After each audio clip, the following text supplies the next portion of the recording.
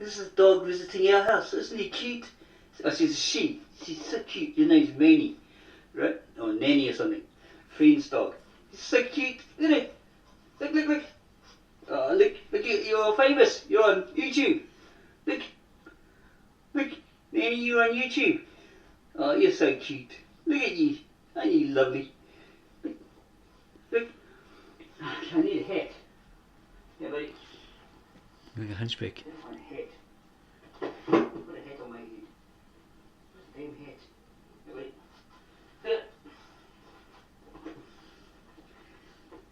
Look. Come here. Look, come here. Come here, buddy. Come here, come here, come here, come here. Come here, come here. Get hold of you, dog. Get hold of you, hang on. Got it.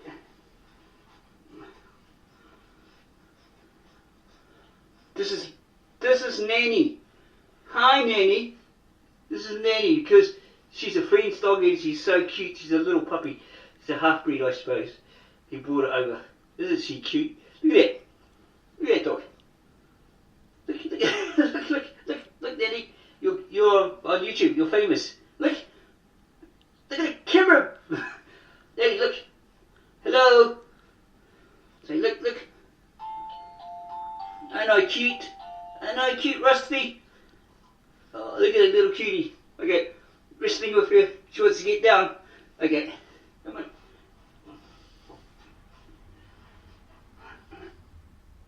Try to understand, therefore know. Try to understand, therefore know what you are talking about. In this case, our subject, the Rastafari or Rastafarians. Who are they and what are they really all about?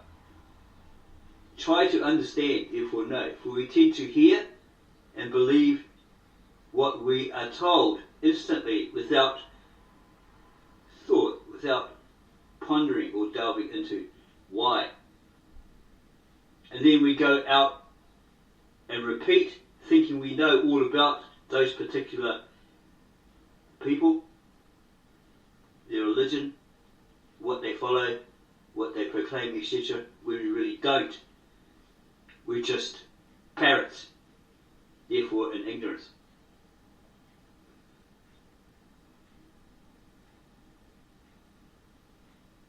Again, we stress, try to understand, therefore know what you are talking about before you open your mouth and talk about it and put false information out there. Our subject, the Rastafarian, or the Rastafari, who are they and what are they really all about?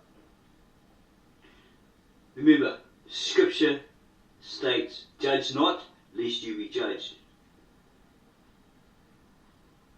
We are the ministry of the word of truth, and we say one must do the research and find the facts, establishing those facts, and they must synchronize.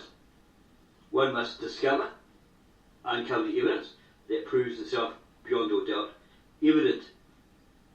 Look at the claimants, those who make many statements, the writers, authors on this topic we present in our video view, to find them infallible, irrefutable, for then their writings will be deemed infallible, irrefutable. Learn this lesson, learn it well. Life is not all see, find, point the finger, undermine without justification, make assumptions, false accusations, make presumptions, or make up fables or lies about them or others. All is about love, God's love, agape love, love for all human beings, regardless of their faults, their flaws, having true pity on them, mercy, and through prayers, your fastings on behalf of them, do those that they may discover, or they will discover, find and discover, and come to the realization of the real truth from God Himself through His Son, the Christ, and the power of God, the Holy Spirit. Try to look for that, discover that, find it, realise it, and feel it, that agape love, God's love. And try to understand these people's background, their lifestyle, their history, their ancient history, in order to understand, fully understand where they are coming from. For we are not them. We are not of their culture, their traditions, their customs, their history, etc. Get to know them better, get to understand them better. Then real love will shine down through you to them and others. Look at what they may have contributed to the betterment of mankind, all mankind, man, woman, child. Be it through this or that, their religion, their culture, their traditions, their customs, or their music, their form of worship or wisdom, or truth. Their truth. For to some, to many, it is their truth. These people we are talking about in this video with you. It's their truth, for it is their reality. It's how the life cards have been dealt to them, how they've fallen for them. They are dealing best with what they have at hand, on hand. They are surviving, therefore they are survivors. Could you survive, live on in that same situation? If you're suddenly put into that same situation and you had very little or very limited things on hand, could you survive as they do? Their music is definitely soul capturing, stirring. It pulls the heartstrings, stirs the emotions, tells one or talks to one about one love all, that all should have that one love for all mankind, despite the struggles, the life struggles, their past struggles, their history, etc., as well as our own personal struggles. So let's listen to the music, but of course have discernment. If something is heard, said, and you don't agree with it, it might be one people biased, or one people based and biased. So forgive them and move on. Pray them they realise the real truth and come to it through that realisation. For the music does the same thing as your music that you love to listen to, that you use to worship and praise the Almighty. How so? Because it emulates or mimics the heartbeat. It is arranged to cause an effect, a desired effect, to get the emotions flowing, the adrenaline pumping. The lyrics are exactly the same, because if they didn't do that, it would be mundane, it would be boring, and you wouldn't listen to it. It'd never get off the ground, never be popular. And that's what new music is. That's how it works. And that's how we love it so much. Because it's something different. It's not the same old, same old. What do you think people in the 40s, 30s, 40s, they loved that form of music, but then later on it got boring. Yeah? Needed more oomph. So someone like Bill Haley, and the comments from the comments, came up with this rock and roll sound. And it took off, but people were still doing the old dance steps, etc. And then this better form of Bill Haley came along, Elvis Presley, and totally rocked the world and changed everything. And then others came like that, and then obviously it got out of hand in the 70s. But, yeah, music. It's a great thing. It's a gift. But as we said, use discernment.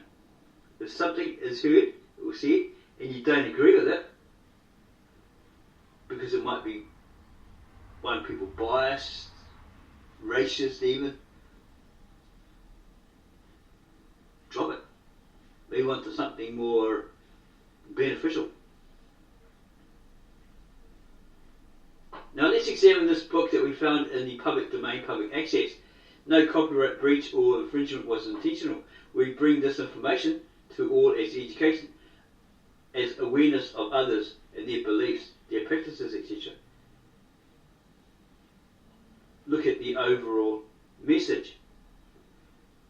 May God bless all who watch, who listen to this video view, with peace, love, joy, hope, understanding, apathy, sympathy, and receive great abundance in all areas of their lives. We leave you with this. Try to understand, therefore know, in order to know what you are talking about before you talk about it. Let's have a look at this book. This is a book titled I Am a Rastafarian.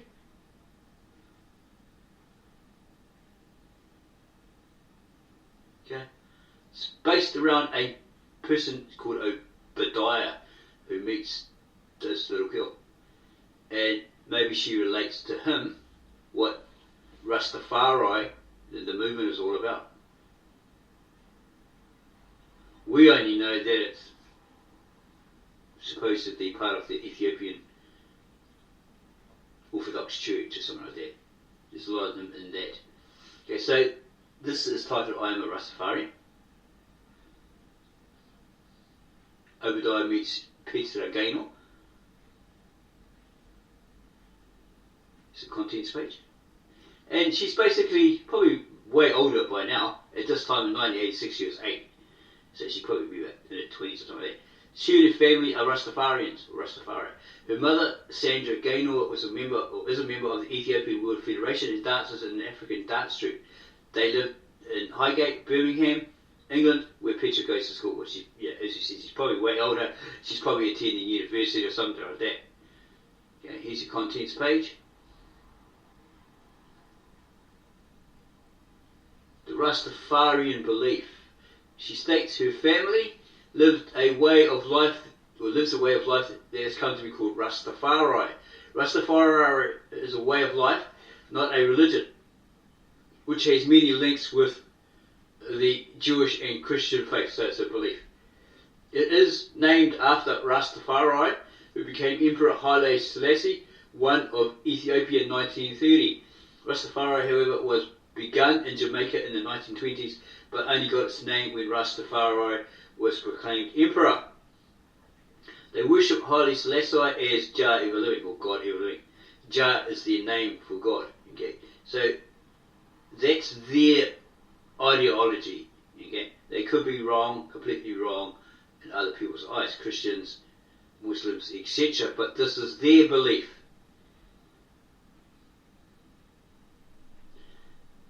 They may even tell you, well, we don't actually worship him, we just venerate him. It could be like that. You don't talk to these people. Okay? Because sometimes wording does not necessarily mean we bow down and pay him homage, you know.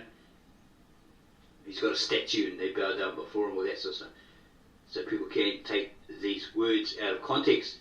Rastafarians believe that Jah, or God, shows himself in human form from time to time. It's throughout the scriptures, right? That Christ appeared before people, Old Testament, etc. Accompanied by a couple of others, probably angels or something like that. So that's written in the Old Testament. Rastafarians believe that Jah shows himself in human form from time to time. It was prophesied in the 1920s that Jah would show himself as a black king of Africa.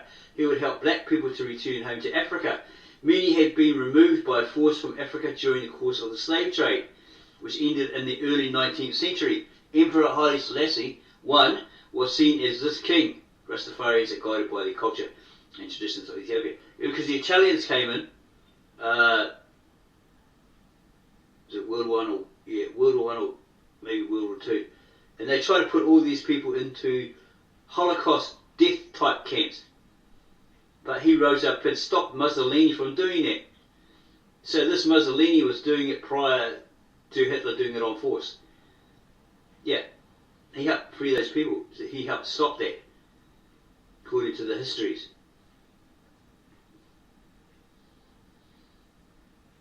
because Mussolini was a fascist, and Hitler followed suit because he liked that, and he did it better than Mussolini apparently. All he did was supposedly way better than what Mussolini and his army did. They continually failed against the Allies and so forth.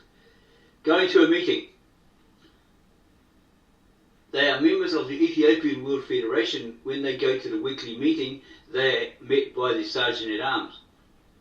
The Sergeant-at-Arms makes sure that all adults sign the security book.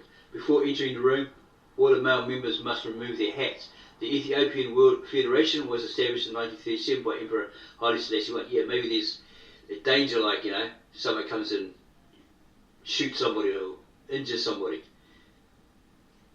They may not be actual Rastafari, they may be dressed up and look like them, act like them, but they could be paid by some outside source to take a certain person up, right? Yeah, that's just what we estimate. This probably could happen, especially with their popular leaders, musicians, etc.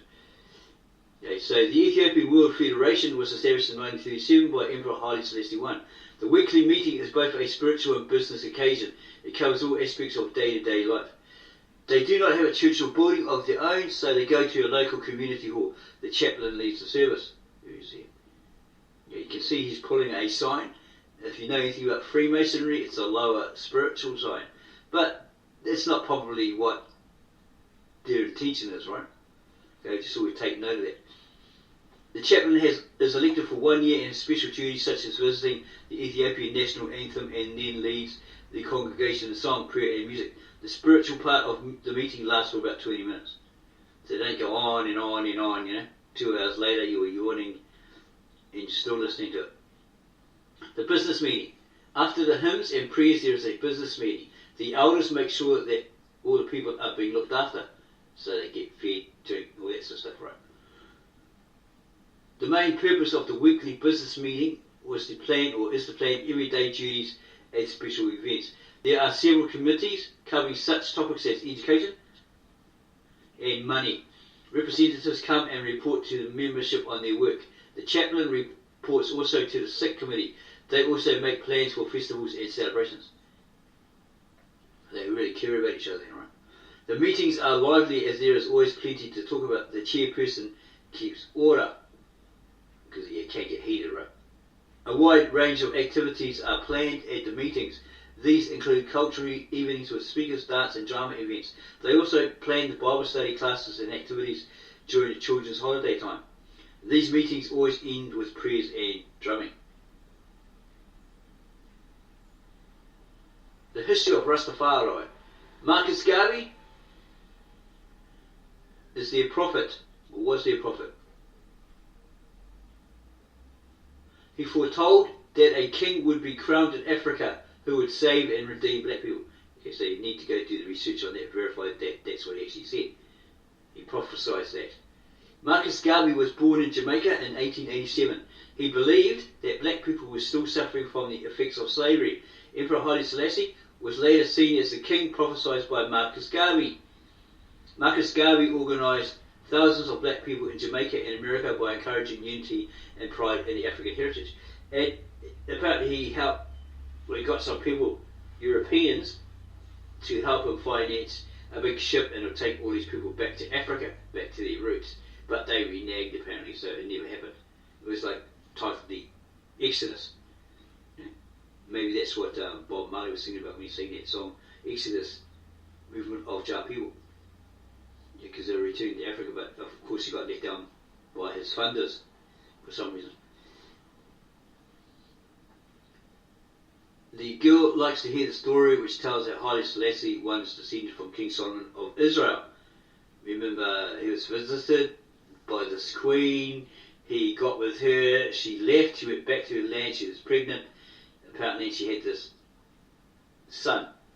Solomon, son of David, became known for the wisdom with which he ruled his country. Yes, he was very, very wise, but according to scripture it looks like he became a fool because Jezebel, don't know if he recovered, hopefully he did.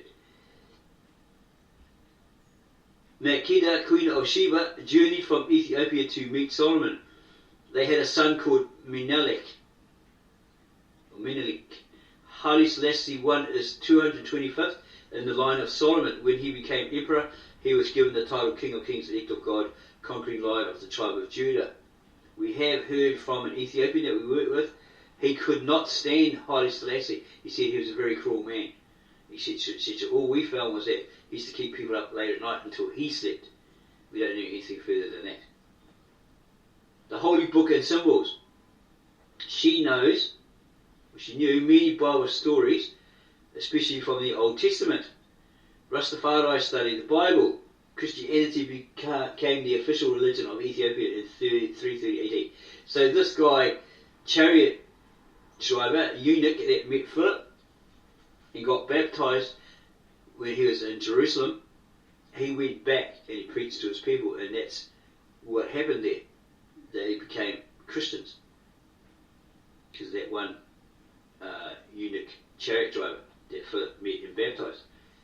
They pay particular attention to the teaching of the Old Testament. They study all 87 books, including the Apocrypha and the Book of Enoch, because that's where the original, or one of the originals, is from. The rest are supposedly lost. The authorized version, used by many Christian churches, has 66 books. They hold their hands in a special way when they pray, and they must not cut their hair. Okay, this is the symbol we're talking about. And in Freemasonry, you have it up here. It's the high spiritual level, then you have the middle, then you have the lower. But I don't think that's what these people are doing intentionally. Okay, harmonizing with that lower spiritual. I'm not too sure. Maybe it's some sort of humbleness, right? Okay, it's just the way it is. You could even say they're doing that heart shape with their hands, right? But yeah, it's obviously for a reason, right? The shape of the hands we're praying is a symbol for both peace and war. Okay, that's what it is for. Peace and war. It represents a heart and a spear. Okay, you see it looks like a heart there, right? And there's a spear point. In the Bible, God told the Nazarites, a group of ancient Israelites, to keep their hair natural and uncut. Rastafarians keep this covenant or agreement with Jah. They just do it a different way. Okay, those people probably had these all clean and stuff like that, as these guys have got clean, tidy, whatever. But they're probably like wood shaving locks, right? Like that. Okay, they probably wear knots, little dreads like this. Maybe very, very different. Rastafarians keep this covenant or agreement with Jah, or God. It is a symbol of physical and moral strength. Their distinctive braids are called dreadlocks, or dreads. Crosses are seen as symbols of the burden of life. They've got this Jewish one here. Looks like a medallion with Haile Selassie on it. Something else, a Lion of Judah, some sort of cross.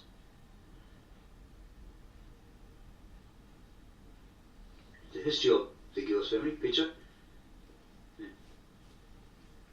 Born in Jamaica, grandfather was born in Jamaica and then went to England.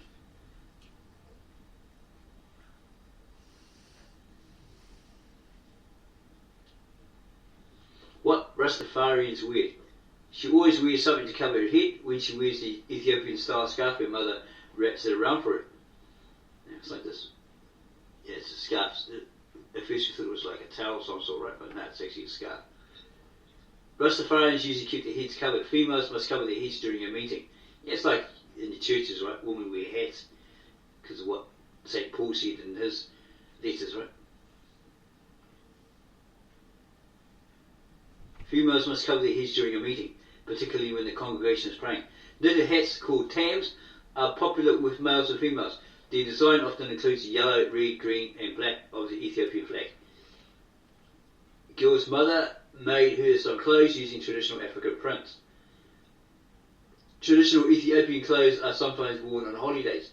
Rastafarians do not usually place much importance on clothes. Simple styles are most liked. There is, however, much interest in African dress, and sometimes these clothes are worn for special occasions, such as festivals. In Ethiopia, white is worn on holidays, though this is not done so much in the West. Eating the Rastafarian way, her family is vegetarian. When they go shopping, her mother checks the packets to make sure no animal fats are in the food. Most Rastafarians are vegetarians, though some will eat fish. The most orthodox eat no eggs or dairy foods. Rastafarians, like other Afro-Caribbean people, eat a mixture of Caribbean and other foods. There are grocery shops and markets in large cities where Caribbean fruits and vegetables can always be bought, because they have this idea of vitality, right? What they call vitality, right? It's this level of, you got to understand what it's all about. We're not going to go into great detail with that. Yeah, it's just we guess it's how you feel inside reflects on how you feel outwardly reflects on how you feel inwardly, right? And but if you drink a lot of coffee, this is what we experience, and stuff like that. A lot of sugar, you tend to feel like, ugh, you don't feel energetic, you feel like crap. But because it's a habit, you keep doing it over and over and over and over again for many months, years, whatever, it becomes that habit, which soon becomes your addiction. So unless you've got willpower, strong willpower, you quit it just like that. Cut it off at the knees. It'll always plague you. Okay, so at school, she's the only vegetarian. But she's not the only vegetarian. Some of her friends don't eat meat either. Rastafarians have a need to find out about different foods and are interested in nutrition and healthy diet. They believe that this is an important part of a natural and healthy lifestyle. Specialist health food shops provide many essential groceries. Pork and unscalded fish are never eaten, because these rules are found in the Old Testament.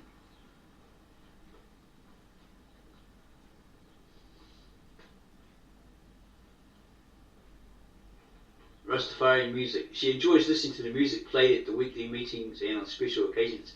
Drummers make their own drums using metal bars and goatskins. Drumming is an important part of the African heritage of Rastafarians. The drummers accompany hymns and songs as well as dances. In Africa, the drums are made from tree trunks. In the Caribbean, a different way was found using old barrels from cargo ships. And we have found memes and cartoons and stuff that missionaries came across them and laughed at them because they're using these beats, all this sort of stuff. Summoning devils, they said, and then they basically saw them doing these other things, worshipping Christ on a crucifix or a cross, and doing the same sort of drum beats, etc. And says, well, you must be summoning up demons as well. Okay, plus you're worshipping this statue of this idol. Hypocrite much? That sort of thing. So there's a big and small drum which the girl has seen play. They make different sounds. When they're at home, they sometimes listen to reggae music. There are three main drums. These are the bass, fundi and repeater. When Rastafarians come together to drum and chant, it is called Nyabingi. Reggae music is built on the same foundation as Nyabingi. Through reggae, Rastafarians sing about their beliefs and the social conditions they live in. At festivals, and this girl goes to the main festivals with her family. She likes watching dances. On holy days, cultural festivals are arranged by the community. Rastafarians are interested in traditions and culture of all African countries. There are many dance troupes in England now, and they perform all over Great Britain. At other times, visiting elders give lectures or films may be shown. There are many things to see at the festival, such as posters and paintings, and her mother always buys her something to take home. The Ethiopian New Year, Haile Selassie's birthday, and coronation are the main celebrations held. Many also like to celebrate Marcus Garvey's birthday. They're venerating him, right? They're not worshipping him in that situation. These are all occasions when the family will take part. The children can often join in dancing with the adults. There are also drama sessions for children. There are often arts exhibitions and vegetarian food is available. So it's very, very interesting, right? And there's some pictures there. It's probably Haile Selassie there. Not too sure who that is. Probably some of the reggae singers. Old Naya Bingi, maybe. Old Dread. Emperor Haile Selassie or somebody. There. Arts and crafts. In her house, Picture's house, they got many things made by Rastafarians. There's probably a drawing of her. There's a photo of her, maybe a drawing. There's a picture of Haile Selassie meeting certain people when he came to Jamaica, maybe. Yeah. Art and crafts are important activities. Products are usually made from natural materials. Badges and bowls are made from coconut shell and plaques and wood. There are many beautiful Rastafarian paintings. Dreadlocks, slavery, Haile Selassie I and Marcus Garvey are popular subjects. The red, green, yellow and black of the Ethiopian flag are often included in paintings. Amharic is the language of Ethiopia. She goes to special classes, which went to special classes learning how to write it. Amharic is the most commonly used language in Ethiopia today. Until Haile Selassie I became ruler, the most important written language was Ge'ez. This was used in all official documents and books. It was not easily understood by ordinary people. Amharic is now the official language of Ethiopia, although Ge'ez is still used by the Ethiopian Orthodox Christian Church. Do some research and find out what that is. Here's an Amharic script, example. The Holy Bible script, which is Metz half Kios, okay, Shai, etc. Maybe that means tea. That's Holy Bible, that's black, and that's tea. I give a cup of tea. So it looks good. The Rastafarian year. The Ethiopian calendar is used by Rastafarians. This has 13 months in a year. It begins on September 11th. The last month of the year has only 6 days. That's interesting. Only has 6 days. Each year is named after one of the apostles, Matthew, Mark, Luke and John. Yeah. Anniversary of the cloning of Haile Selassie, Ethiopian Christmas, Ethiopian New Year's Day, Marcus Garvey's birthday, birthday of Emperor Haile Selassie I, Ethiopian Constitutional Day or Constitution Day. And these all the names of the months here.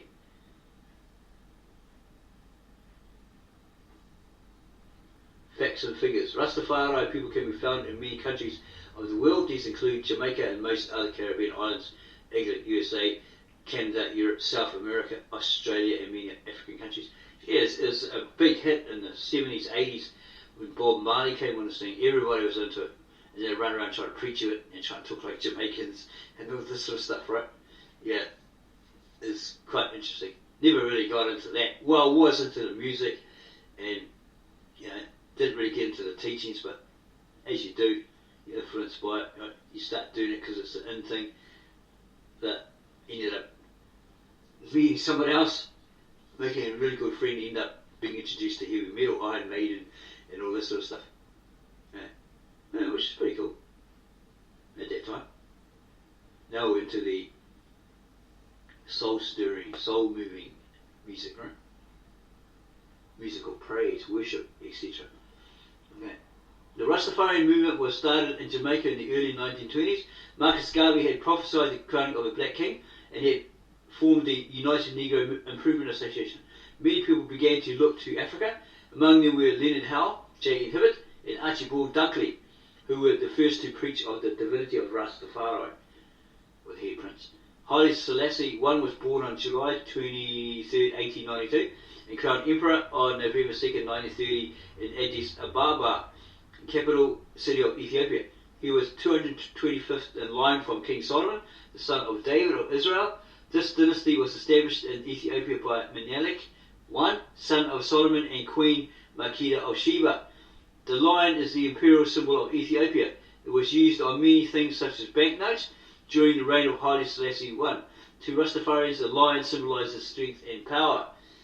The Ethiopian World Federation Incorporated was founded in New York, USA by Dr. Malaku E. Bayen by order of His Imperial Majesty Haile Selassie I of Ethiopia on August 25, 1937. It was formed to help support Ethiopia after it had been invaded by Italy. There you go. Yeah, Mussolini came in there and he tried to put them in death camps, etc. But he rose up and stopped them. I think they marched on him or something like that. Completely stopped it. Orthodox Nyabingi Rastafarians believe in one true God, Haile Selassie I of Ethiopia. Okay, so they believe that he's God. They come to dwell amongst them at that particular time. It's like the World Church Society, the Koreans, saying, oh yeah, this guy is a reincarnation of God or Jesus Christ. He started ministering at 30 or this sort of stuff. So he's the reincarnation of God. We were confronted by them. They were a bit too pushy. They were nice Korean people, as they are, right? Korean people. Very genuine, but they're too pushy, right? They want to pick you up, take you there, feed you, take you home, pick you up, take you there, you know, that sort of stuff. Basically controlling stuff. We're into the original ancient Aramaic at that point, just getting into it, and we said, oh, well, we're into this, not really into your thing, but they were like, okay, so, under their breath, who cares? Yeah, it was on their mind, who cares? We're teaching you this, right? So you don't have to tell them to go away. And they wouldn't listen, so someone else had to tell them to go away in a very gruff way. But they were saying, oh yeah, about God the Father, Jesus the Son, and the Mother, or that God is the Mother, all this sort of stuff. And they had these really weird ideas like the Father, the Son, and I forgot his name now, some Korean name for their leader. Thinking about getting baptized with them, and the daughter, and I wanted her to get baptized as well. And then they said Han Yang Song or something, or Han San Yong, something like that. Yang Han Song, whatever. Can't remember exactly. What's that? Who's that? Is that the name for Christ? And they said, no. That's the name of our leader. He is reincarnated as Jesus Christ. We were like, oh, we're out of here. Right? And then we did some study on this particular guy. And there was video footage of him giving a talk, an interview someone, live, whatever, at the time. And he said, no, I'm not God, I'm not Jesus Christ, I'm not the reincarnation of Jesus Christ, I'm just a man. And then these people came back to us and we told them that, and they said, oh, he just doesn't know. It's the Rastafarians. Also said about Haile Selassie. Because he said to them, he met the elders or whoever, he said, I'm not Jesus, I'm not God, just a human being like you. And they said, nah, you're him. You said no. Yeah, well, this sort of thing. Okay, so Orthodox Nyabingi Rastafarians believe in one true God, Haile Selassie of Ethiopia, the return to their true home in Africa after being freed from the evils of the Western world, more often called Babylon by them, the destruction of oppression. Rastafarians have developed their own word system, like patois, which is used in everyday speech. The letter I is used to show the oneness with Jah. So that's why Bob Marley used to say I and I. You know? Ito, Irie, all that sort of stuff. It replaces the beginning of many words to give better expression. Some common words are irits, spirits, ily, holy, eyesight, conscience, io, power, ital, vital, food, to do with food. Here's a glossary of the terms used within the book.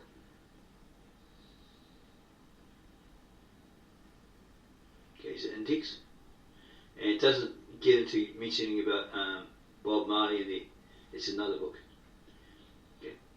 So, we hope that this has interested you, that you really liked it.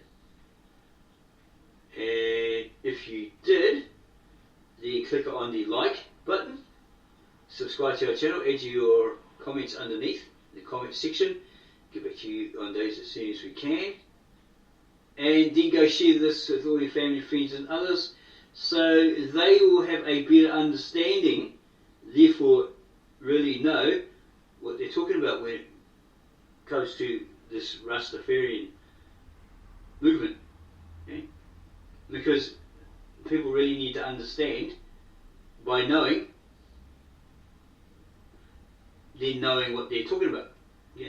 Instead of just opening their mouth and going blah blah blah blah blah, assumption this, assumption that, accusation this, presumption that, without knowing anything about them. They've never done the research and so forth. So we pray that you will have full understanding and that God may bless all you who listen to this video view with peace, love, joy, hope and abundance in all areas of your lives. Again, we just try to understand, therefore know.